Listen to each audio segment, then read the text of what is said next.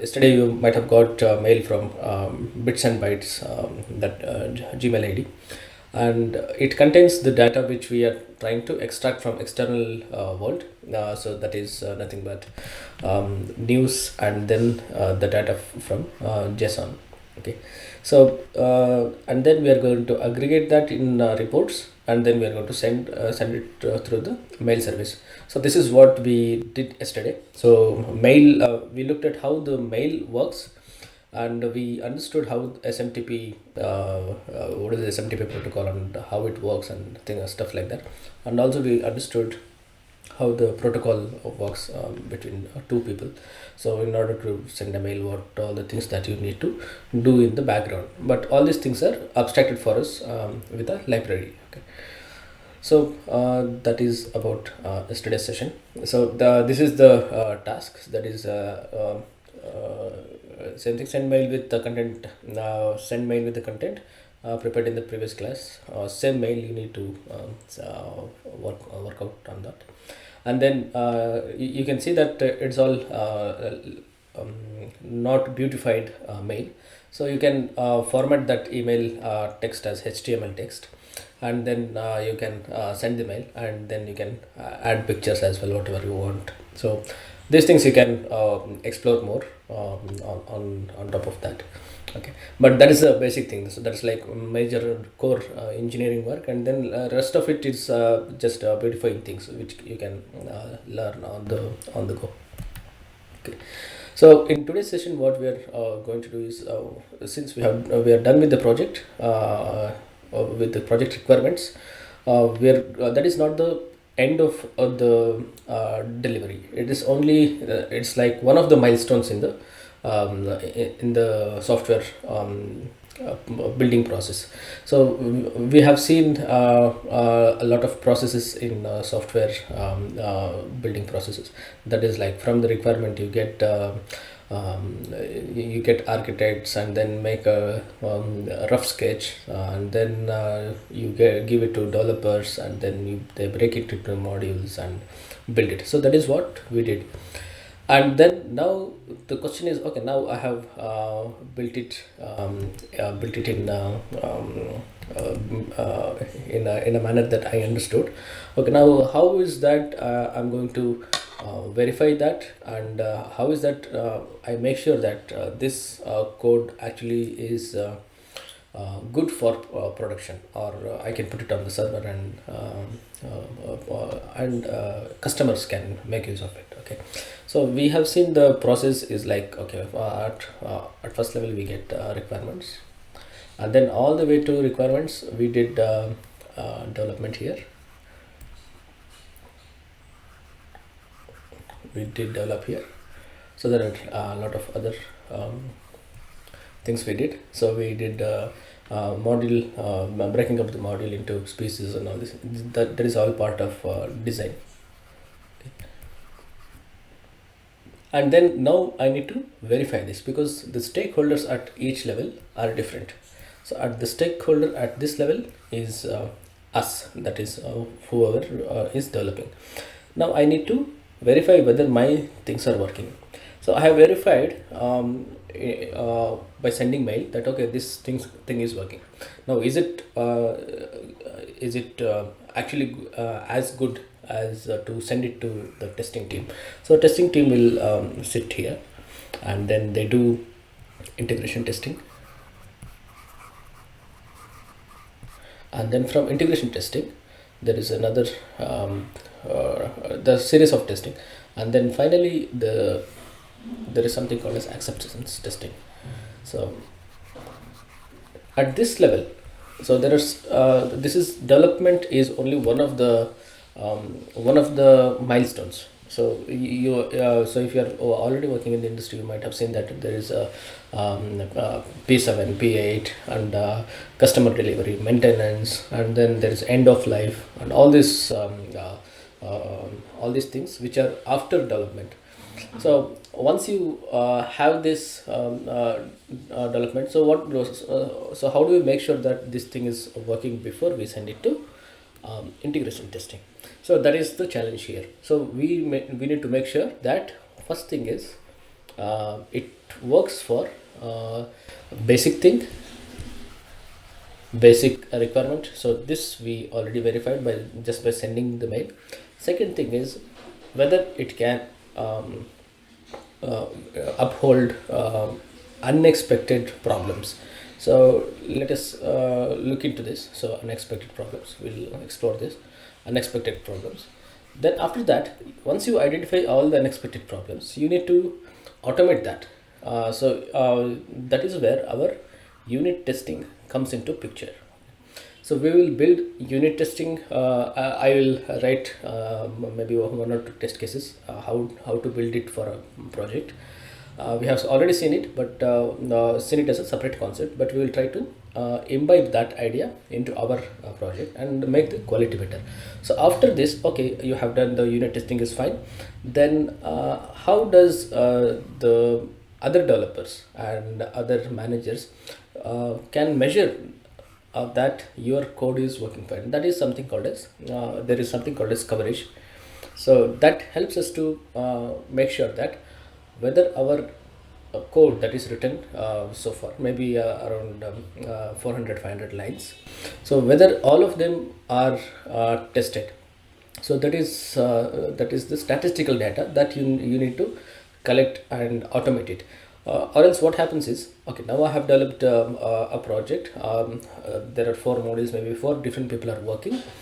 What happens is there is a there is always dynamics change around this code now. So okay, maybe I will change the project, maybe I will get promoted to something else, or maybe I will move out of the company, or whatever it is, but the code is still serving the purpose. So in order to make sure that the quality is not broken, we need to automate all these things and make sure that the unit testing and coverage is always in a acceptable manner.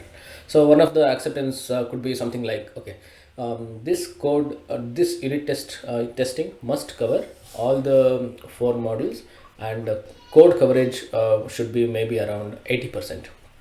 Okay, so we'll look at this, what it means and things like that. So that is the quality part. In order to do all these things, we need to develop it, now make this much more professional. So how do we make it professional? Now this is just like a garage program. So if you simply deploy it to production, it is just like it will break within few maybe few operations, or maybe few days. So that is just a garage program. So why is it a garage program? Let us look at that. Okay, so first thing is we need to identify what are the things that can go wrong. So we have just taken cases where we have assumed a lot of things, that this is always like this. So for example, I can take one of the modules, such as let me just get into Driver. Okay. So we have four modules. So out of these four modules, I can have a there are modules which can take inputs from outside world. One is that input JSON that we are getting. So second thing is news. So these two are coming from outside. So every module has a has different kind of problems. So let us just focus on these two. So what are the problems in this? So it is possible that the website that is hosting this particular input is down. Web is down. So the customers will ask, okay, if the web is down, so why is my program crashing? So why am I getting an empty mail, so without any data? So if you do not handle this, what are the problems that are going to happen in current project that we have to build? One is it is possible that we have not handled exceptions, and it will just stop working. and then customers will complain that okay, this is not working, and you have to and my customers are not happy, so I'm not making any money, and the customer is leaving me, and he is not trusting me, so it is costing me money. So for that, we have developed the software, but we have to pay them some sort of fine, or some sort of you know compensation for their problems. So that is one of the biggest problems in software. So when that is like, you develop software for making profits, but in turn, if you do not develop it in a manner that is expected, then you have to pay money. It's just like you have to close the company and then move on. So these are the impacts that are actually happening in day-to-day life. You might be hearing a lot of news about one company is paying to another company, even after providing services and all these things. I think yesterday there was news about TCS is paying some amount, some millions of amount to a certain company, things like that. Okay, so when we develop software, it is not just the code; it is a responsibility that needs to be addressed from customer point of view. Okay, so that is why we need to do all of this stuff. Okay, this is one of the errors. So let us move on to next error. So it is possible that the input is JSON, but it could be malformed JSON. Malformed malformed JSON. That means maybe the current API is giving us JSON. Maybe sometimes it just gives non-JSON thing. So if you get non-JSON thing, what will happen? So once you do that dot JSON in requests, so you have that code, right? You get response is equal to request, and then you send that API URL. So we are doing response dot JSON. At this point, we will get an error, or it will just crash and say, okay, I'm not able to convert this particular text into a dictionary, so I am just halting. So what is happening? So program is getting crashed. So this two are like major problems. We have identified that. So we have to document this, and then we also have to write code in order to handle these two things. We will come to that. So I'll just make a note of it. And similarly, news is also an external thing. So what can go wrong in news? Deccan Herald could be down. The same thing, it could be down. In our case, Deccan Herald. And it is possible that even if you get some response, it is not in HTML format, or maybe it is just taking too long time, or whatever it is. Okay, such the server is not down, but the content that you're getting is not good, so wrong content. Okay, similarly to the same malformed content or wrong content. Third thing that we can find out is that, so we have seen in the web scraping class that what are we trying to do. So there are 4 steps. First step is to download the HTML, second step is to parse it, third step is to filter it, and then fourth step is to format it into whatever the format that we intend. Okay, so in this order, a lot of things can go wrong. For example, the Deccan Herald developers who are writing code to serve the content, they might change their technology.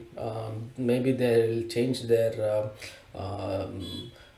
GUI code, and then maybe in the backend they will give it as a JSON instead of HTML, or maybe inside HTML they will change the tree structure. So currently we have seen that there is a HTML tag here, and then we somehow parse it until the script tag, and then inside the script tag we extract specific things out of the script tag. So maybe that particular tag is moved to somewhere else, so now our code starts breaking. So this is a structural problem. So structure is changed. Okay, so all these things are In fact, we while developing the feature, there is something called as feature grooming, or it is also some companies call it as green light session, or design discussion. So where developers will present their questions, they will analyze the requirements and make list of all the things that can go wrong. And if it is not mentioned in the requirement, they go back to the architects or the requirement guys, saying that, okay, what should I do, what is the customer expecting? Okay, if the website is down, what should I tell him? Should I tell him that the website is down, or should I ask him to wait, or should I send him a mail? What is the action? So this kind of things are will be discussed. Okay, so these are two simple examples. So we have taken two models, and we have thought about it, and what are the things can go wrong. Okay, so let us just keep that in mind, and we will store this into something.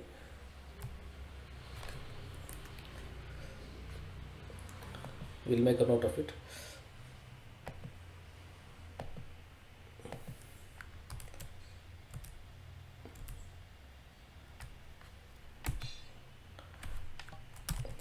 I will just paste it in some.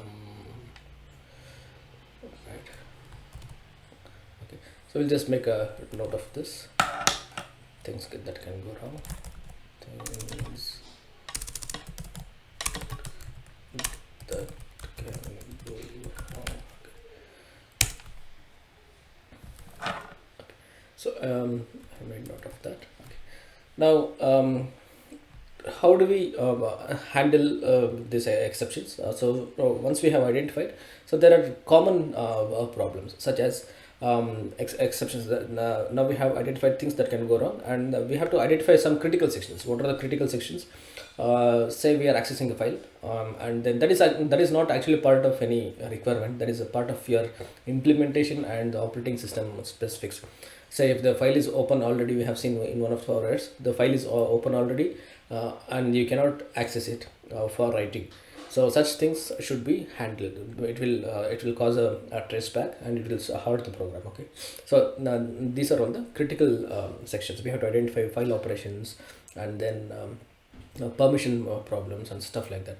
And we have discussed about input formats. So we have just sketching out what are the things that can go wrong in so that we can write exception handling for all of these things. Okay, that is one part. The second part is about now our triggering is happening on the command line. So once you have command line, that means it is running on a shell. That means on the bash shell or the command line that we are running. So all the output that is put in the print statements are printed on the screen. So we have discussed about logging, so why the logging is required and stuff like that in previous class. So we have to identify what logs should be critical and what logs should be info. That is because the logging has several levels. So at development level, so where all the code can get deployed or tested. So at first level is at developer level. So developer can put a lot of logs. Okay, so all of these logs, maybe he's dumping entire HTML that he's reading from the news website. So at production level, if you start dumping all the logs, that such big logs, say if it is like 1,000 line log, so it will simply override all the logs, and your log itself will become big, and it becomes difficult to analyze, and also it consumes space. So one of the common problems that you see in the industry is that there are too many logs, and log is consuming a lot of disk space, and it will cause some other problems because there is no space to write anything more on the hard disk. So that is why we need to be stringent, or we need to be aware of the logging levels. So maybe this HTML dumping logs, maybe we put it as info logs. Maybe certain errors which are like critical, say for example the website of that Deccan Herald is down. So such things we can put as critical, and this will be always printed no matter where is the program running. So where all the programs can run, one is in a development system, another is on tester systems, and another is on actual production. So if you start putting all the logs in production, so this can get into a lot of problems, such as it can go slow, and it can say if there is any problem and we ask logs from customer end, so he will send the logs, but then the log will be like 2 GB 3 GB log. So it is not very easy, or it's very cumbersome. It gives it poses different kind of problems when you try to debug such logs. Okay, so that is why we put logs, specific logs in info, and then we enable in our development system. Maybe we enable that in the testing system, but we disable that because we don't have to change the code. So once you simply disable that in a settings file, so it won't print. There are several levels of logs, we have seen that. So critical, and then there is error logs, there is info logs. So all these levels can be controlled, and then maybe in the production you just put enable the flags for critical and errors. So that is what we are interested in.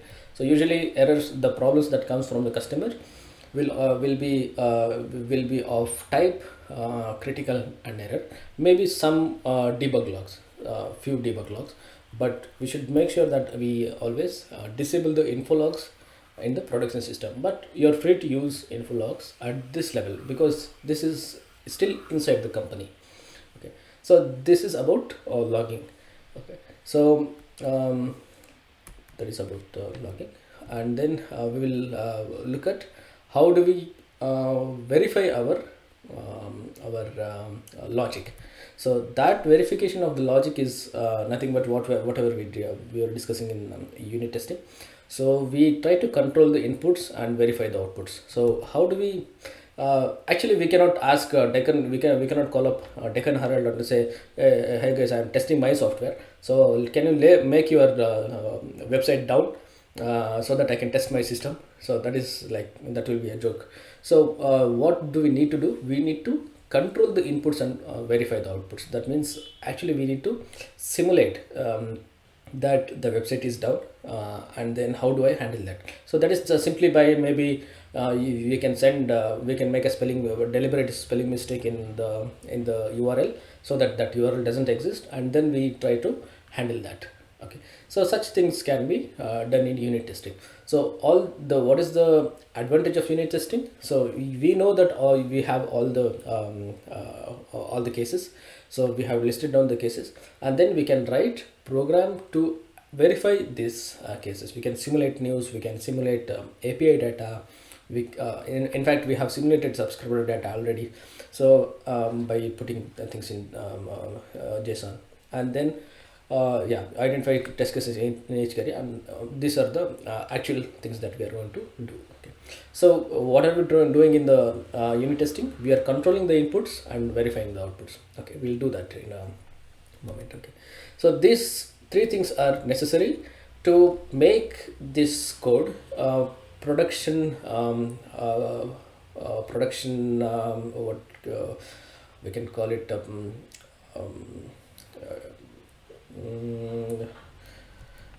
production level code or something like that. Okay, so this is whatever we have developed, it's just like a garage code. So this is like, if you show it to somebody who is good in testing, he will just give your code back and say, test your code well and then come to me. Okay, so that is the problem here. So what are the let us look at a couple of modules. So let us look at the report module, and then I'll just show you the code that yesterday I wrote for the mail. Okay, this is still the skeleton code that we did. So if you remember, we did get data, second, and generate Excel sheet subscription data, and then we came to the user specific data, and this part is actually just for formatting, because here we have map. So I need to convert that into a string. So that is what is being done here. So you take the map and you are just taking key and value and putting it into the common text. Okay.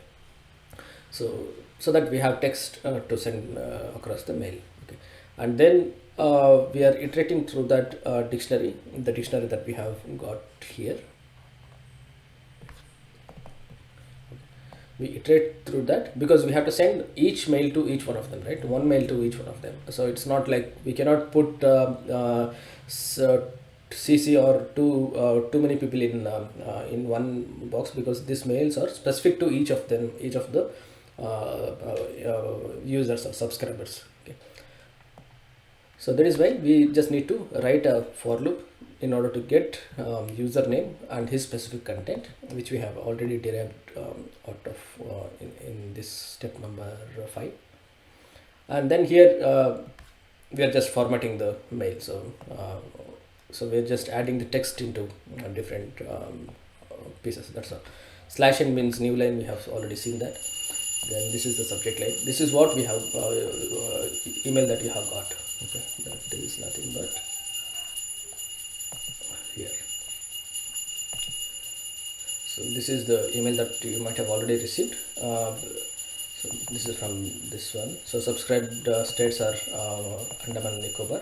Where is this data getting from? We are getting it from. So that is from subscribers. Let's go to subscribers data.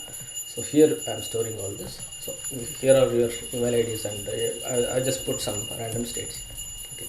So this is one of the subscribers. So I have made the sender as a subscriber, and then his interest states is Andaman, Nicobar and Kerala, and that is what he is getting. Okay. But here Digant is interested in Karnataka and Kerala. So if you look at a different mailbox, it will be something like this. If you look at this, so this has a bug.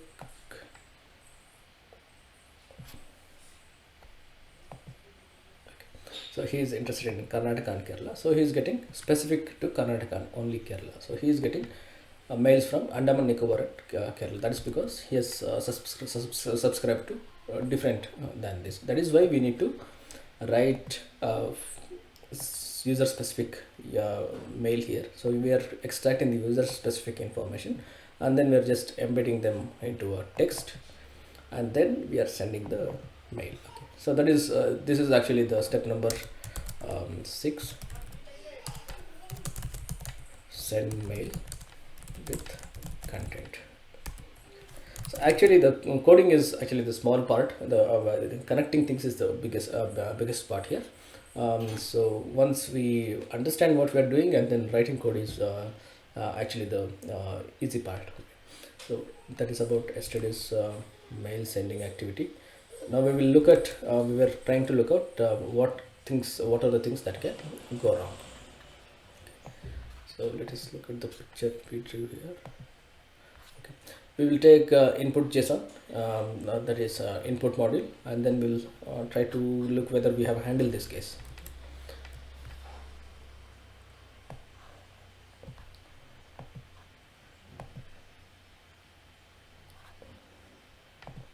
Parse input. So whether I am handling this case. No, I am not handling this case at all. I'm assuming that this is always works. So let me try to break this. So now let us try to put on tester's hat. From imagine that this code is written by someone else. Now you come to this new company or new team, and you look at the code and try to see what are the things that can go wrong. Okay. So let us try to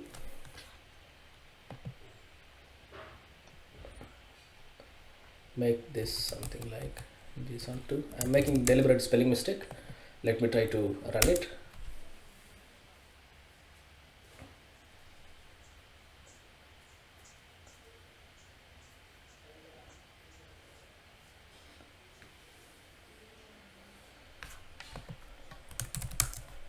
Did I save that?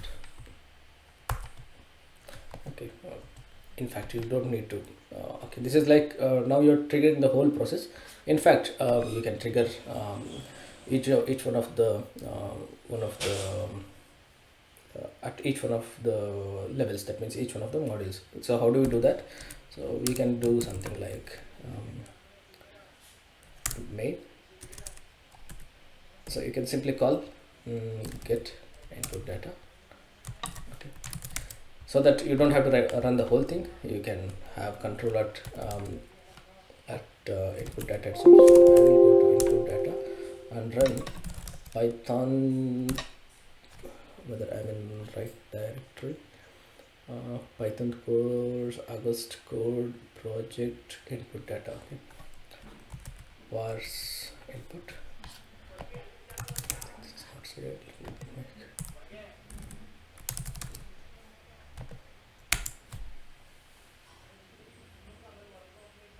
Okay, now we are actually manually testing whether I'm handling this case. Now if you call this, I think it was not saved, that's why it went down. Okay. So if this is in a production, what would happen? This will break down, and maybe he will get an empty mail without anything, or maybe let us look at let us try to trigger this, not this main, using that particular. Okay, yeah, it was not saved. So once I try to run the main thing, it will say that okay, there is connection error and it is not sending any mail, because the program has halted. So this is one of the problems that we noted down. So this is like basic testing, and then people will shout at you that okay, you have developed the code, that is fine, it works in a green scenario, that means it's a happy scenario, but software is not like that. So we have to think about all the problems that can go wrong. So now I see that okay, this is crashing. So how do I handle that? I'll come back here, input. So now your actual debugging thing start. So now we need to put this particular thing into try and accept block. I'll just move this here, and I'll move this as well. Accept. What was that? Actually, you can write a common exception we have seen in exception class. So this except block handles everything, but in fact you can write something like you can write specific exceptions, which we have seen already. So you can accept connection error and tell that there was a connection error, and you can also if there are some other problems, you can handle that, and then tell exactly what has gone wrong. But we'll just handle this error. Except here I'm going to use print as of now. So this is like okay, something is wrong with the API, unable to get data. This something that we are writing is actually a vague way of communicating, but at least it is communicating that something is wrong in the API data, and then you can debug. Okay. So and then in fact if you do not return anything by default, what does Python return? It returns none, but just for our readability purpose I'll just write return. Even if you do not have this line, that is perfectly fine, because now Python functions automatically return none. Okay. So once I have this, so let me test it again. Now it is not crashing, it is giving me so it's not this, sorry. So now it is not crashing, it tells that I'm getting input from API. Something is wrong with the API, unable to get data. Now you see that okay, you look at the code and there are only 2 pieces of code. Now you look at this, okay, this URL is like this. Okay, maybe I need to fix the URL. So usually you should not hard code this. You keep it in a variable and then use it, and you can change it. Now I can in fact I will fix this problem, and there could be different requirements. For example, okay, if you are unable to get data from this API, try another API. So such things can be done. So in fact you can write code here to send a new request, requests dot get to your new API. So that is also possible. So you can get inputs from different APIs. That depends on the requirement, but we have just handled that case. Okay, so after handling this case, what is the other thing that you need to do? So you need to go into the report module. Where is my report module? And then see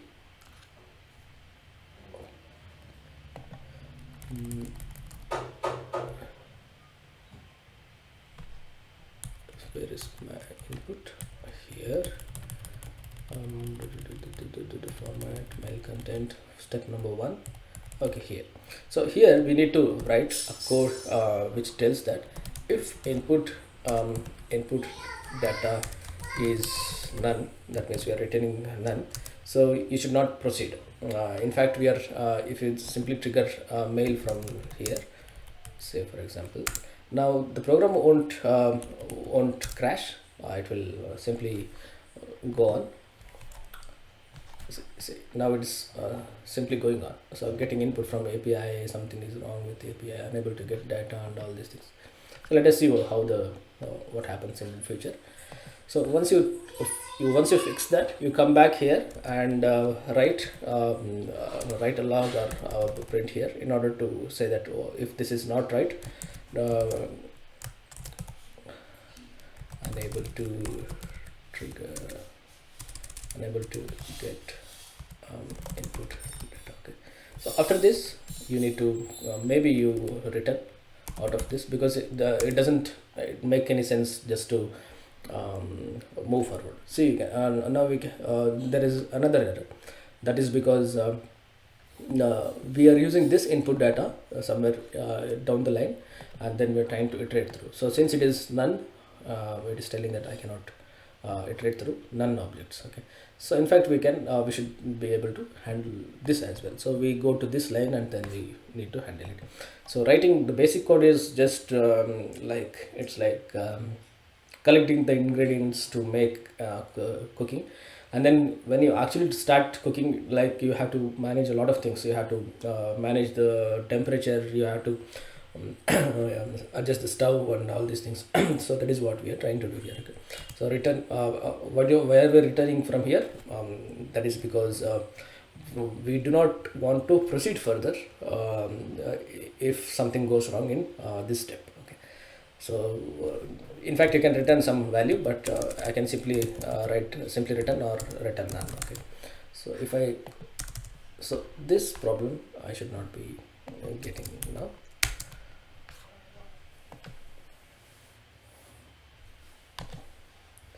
Now now we have handled it well. So now it says that is unable to get input data, which is triggered from the main module. Okay, so how do we? Okay, now we have done manual testing. So how do we handle this in actual automated way?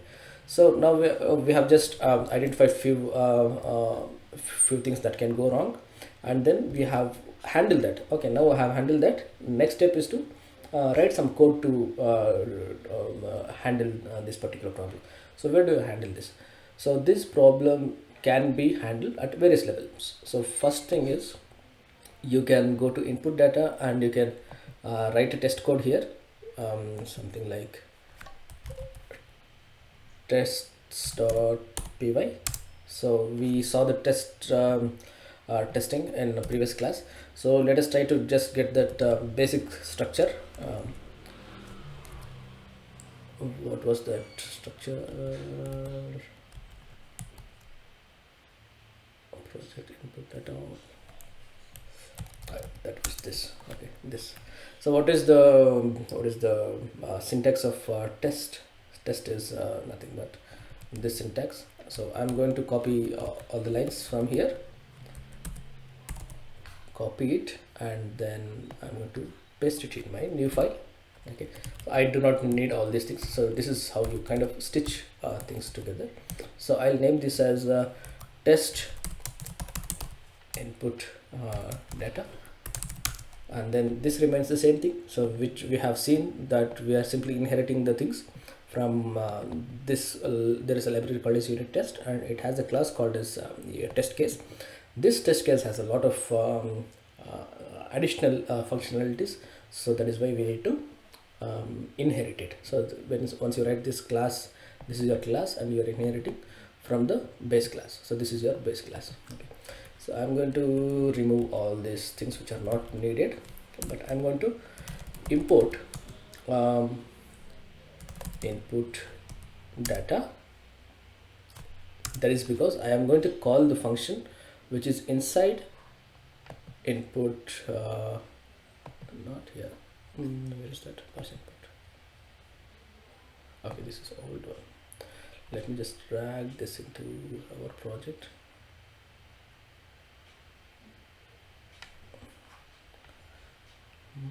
Here.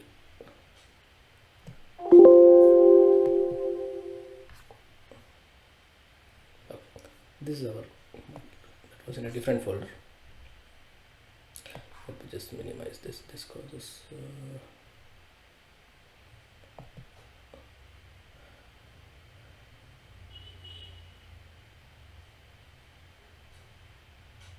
test. Where is this test project?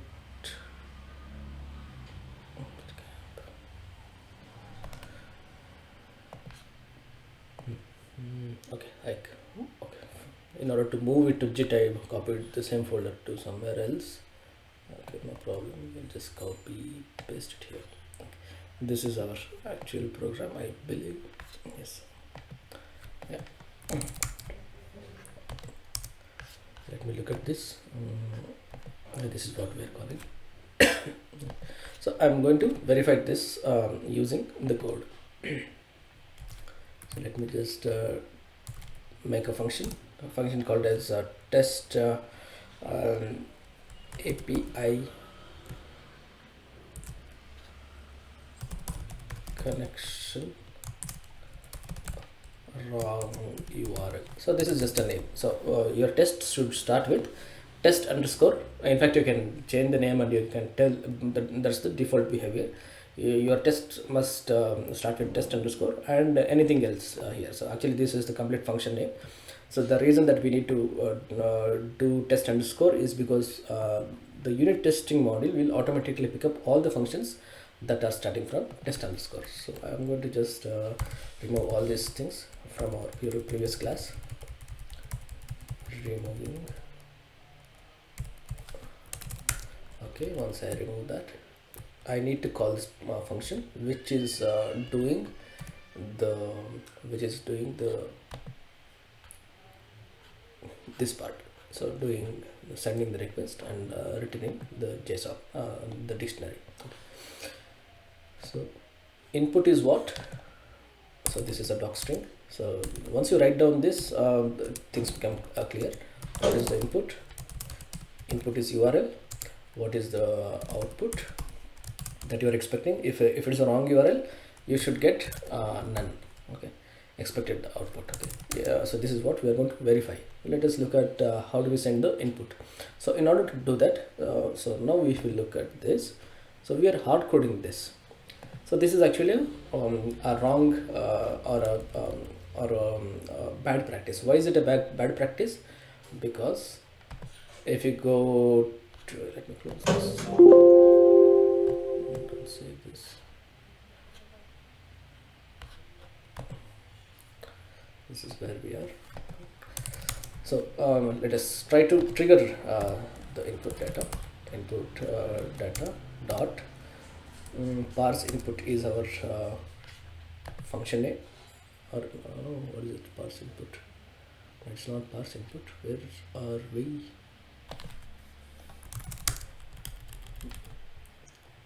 Okay, parse input is the file name. Okay, parse input. Okay, let me just do from import data so that we have clarity with it. We can simply call import get input data. We can simply call get input data instead of using dotted notation. Get input data.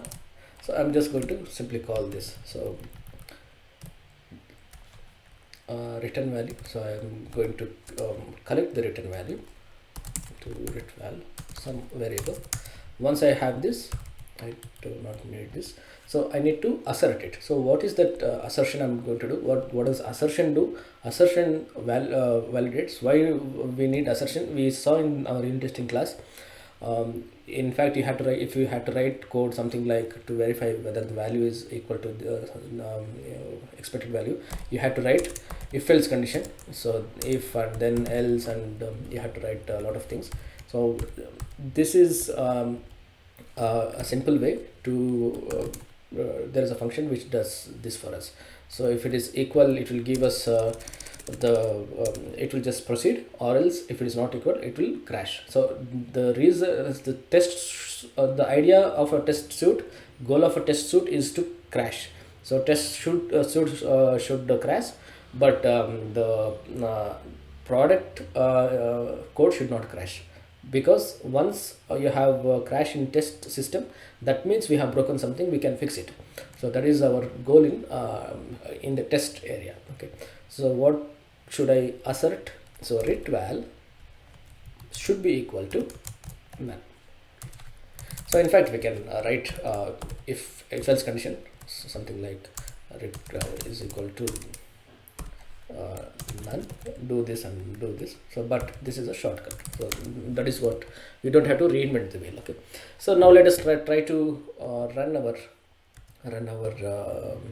unit test. So this test is inside input test data. We can since we have imported from this level, we can run this from the root level. Root level is our project. So how do we run?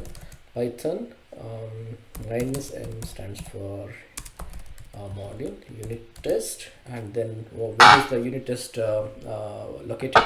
It is located inside input data. What is the file name? Test.py. Let us see if there are any problems, we can fix it. Okay, great, it worked, but it's usually a rare case. Okay, things won't work in the first attempt. So what is it telling?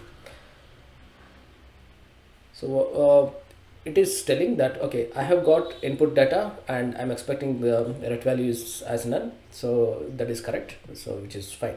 Now the problem is that in the production code we have hard coded this value. So in fact we can make this as a parameter, you input URL. So why do we need that as a parameter? That is because we are hard coding, and it is not a good practice. If you can send a parameter, then you can do a lot of different testing. That means this is a variable. Now you can change the input variable, maybe in next month or so. So this website is going to be down and some other website is going to serve us. So if you have this hard coded, then it is it's like you have to change the production code instead of simply changing the parameter. Okay, so that is the control that we are having. So I'll just copy this and paste it here, because I'm going to pass this as a parameter in URL. So this is just a variable. So in URL,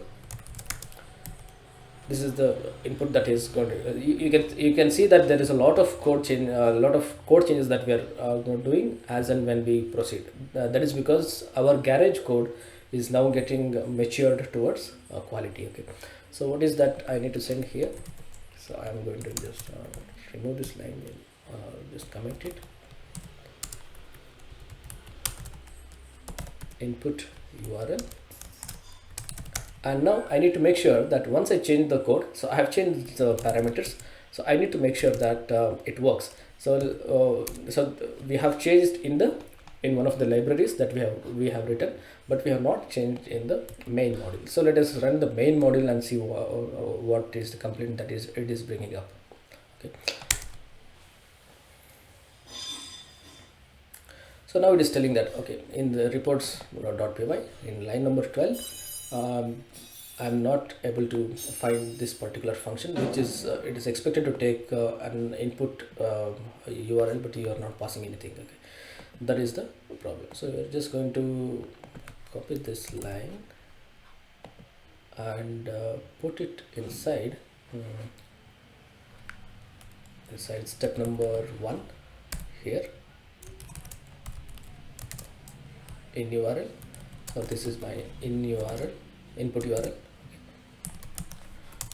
Now I have done that. Now I have to make sure that the program is working now. What is happening? Okay, the bracket.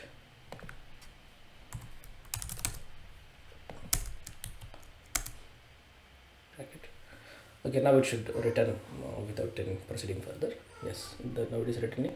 That means our regression is fine. So we will just run our unit test with a different parameter.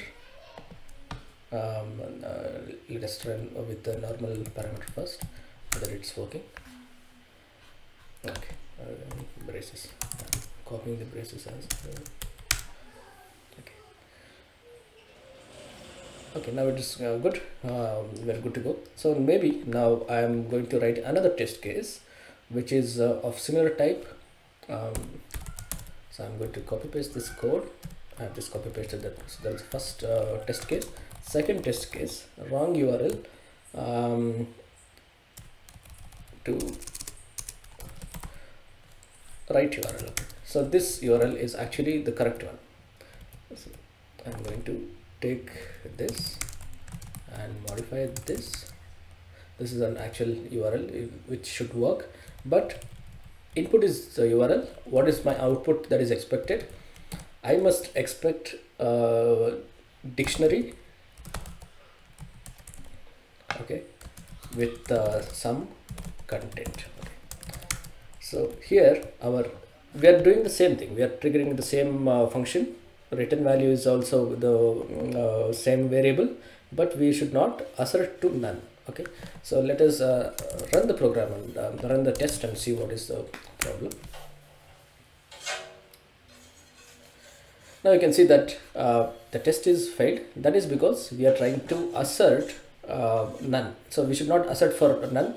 We know that the input is a proper URL, output is a dictionary. So I must expect some sort of dictionary. So how do I know if it's a dictionary? So there is we have seen that there is a function called as isInstance return value is a dictionary. Okay, this is dict dict is a keyword. So list, dict, set, all these are keywords in Python. So that tells what type of object it is. Okay, so isInstance returns true if it is a dictionary. If it is not a dictionary, it will return a false. Then we will be matching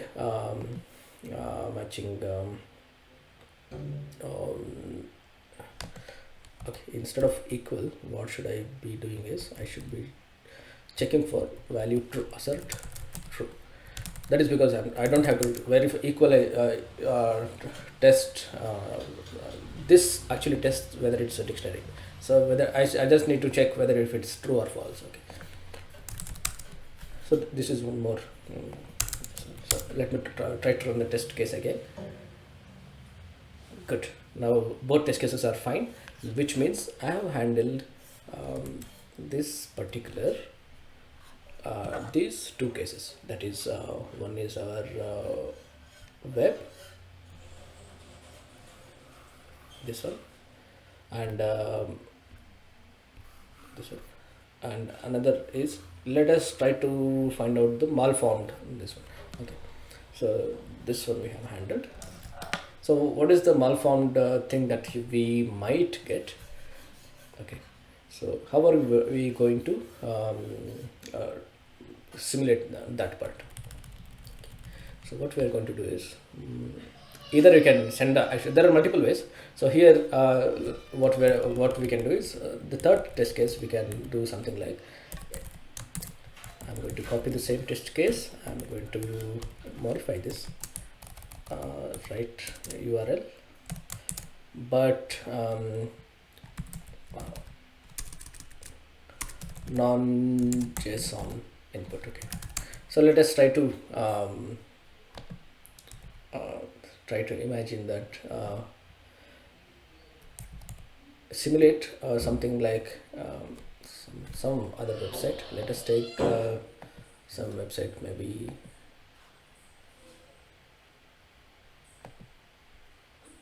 I'll just use this. Okay. So reason that I'm using I'm simulating a URL to a different URL is because I want to simulate a test case where input the um, the website that you are sending request to should not send me a JSON. It should send something else. So this will send something else. That is because this is completely a different website. This will give me HTML, and then this code will crash and it will give me written value as something else. But let me try to just run this code and let us try to verify that. Now we have failed the test case. What is our expected output? Input is a URL, and expected output is actually some sort of problem report. So whenever there is a problem reported, we get none. Okay, in this case, in fact, you can you can test, you can throw exceptions here, and then you can test exceptions as well. But here we are just trying to simulate whether it is whether we are getting none value. Okay. So we are going to write this test case. So it's the same test case for another different use case here. So this particular malformed use case is what we are trying to test. Okay. So successful. That means for given any kind of what is that we are trying to do in an overall picture, we are actually trying to find out all the things that can go wrong. What all things could go wrong? Maybe that URL is serving the wrong malformed JSON, and maybe in about test case we saw that the website was down. Now we have successfully handled these cases using exception handling, handling the variables. That means handling unknown problems. Unexpected problems is the right word. Unexpected problems, and then telling the customer that okay, this is what is the problem. Okay, tell customer. Okay, so our total idea should be that program should never crash. The program should always give the right information to right people. For example, if you're using WhatsApp and it simply crashes and goes away always, you won't be using WhatsApp. You will just move out of WhatsApp and maybe you will use some other chat, maybe Telegram or whatever it is. Okay. So similarly, that is why the software quality is so important. So so whatever we have written so far till yesterday, it is a garage code. So if I were to do as a tester, if I were to test the code, I will simply send the code back and say, okay, I cannot test all these silly problems which you must have already tested. Please test the cases so that I can do the integration testing, because his job as a tester is to actually test the integration part. That means how the things are integrated and whether he's getting expected outcome as a whole. His job is not to test whether this URL is giving me a wrong JSON and all these things. His use case is to verify if there is a wrong JSON, whether it is handled properly. So he will verify. His job is to verify whether he is getting this particular string or particular information from the logs or from the system. So his job is not to see the trace back and tell you back again and again. So that is how we have defined the software processes and the responsibilities, and then we try to handle it. So from the garage code, what we have done, we have improved to make it much mature. In fact, you can make it more mature by putting specific exceptions here, you can print something like, okay, if the connection is down, print this. If the JSON is malformed, do this kind of thing.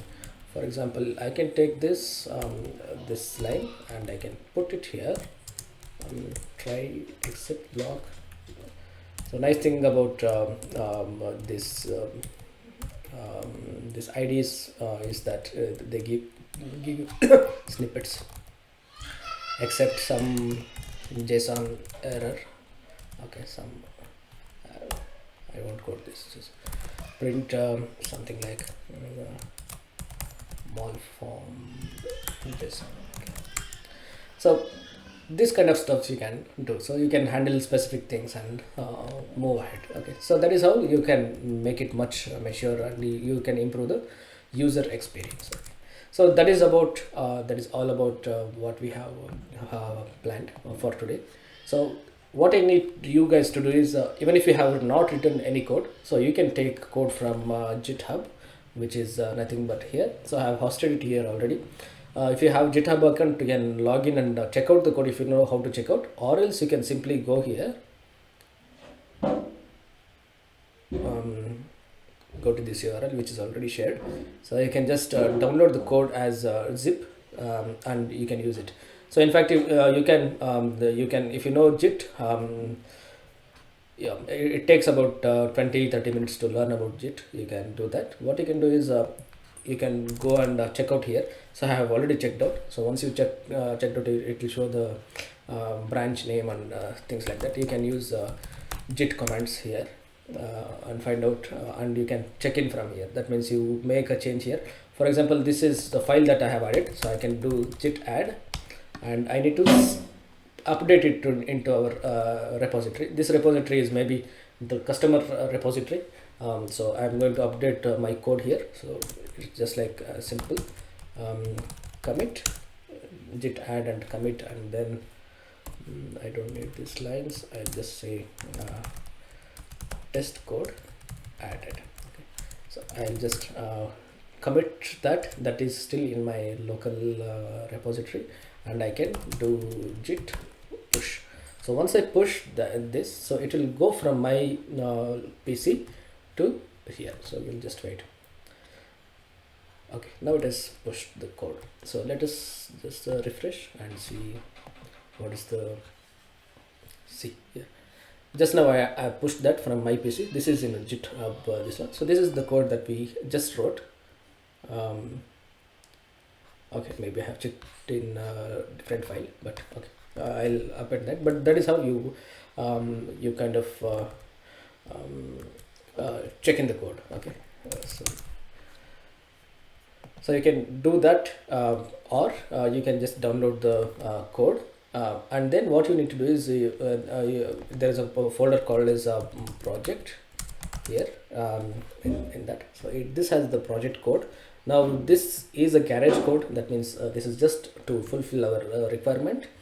Now we are going to mature it. In order to do that, we wrote this. You can take one module, any module of your choice, and start writing unit test. That means create a test.py. In fact, that name could be anything, and then you inherit this this unit test code, and then you write code. Okay. So once you write code, this is the command that you need to trigger, python -m and unit test, and then you just need to call that file. So it will automatically call all these files, and it will say how many tests is run and all this stuff. Okay. So if you do verbose, if you give -v, it will also tell what are the test cases that are right now running. So it will say that, okay, this is the test name, first test, second test, and all these things. Okay. So you can do all these kind of things. So once you have this, what happens is we can put this into a Jenkins pipeline or some pipeline in software verification steps, and automatically this gets tested. That means the person who is coming next, he can simply write code, additional code here without even bothering about the old test cases. Then the automated tests will run this suit and make sure, give him quick feedback that, okay, this is running fine. Now you need to maybe fix only your problems. Okay, so that is how we proceed towards product maturity. Okay, so that is all I had for today. So you can exercises, you can take any module of your choice and write unit test for that. And once you start writing unit tests, you have to automatically, it will give you some lot of exceptions, and you need to do the exception handling. Then you do instead of printing the things, you just put debug logs. Okay, that is the last thing you can do that. But these two things you have to write, because as I said, you'll get a complete picture about what we are doing, and you'll get a nice hold on what you are trying to do.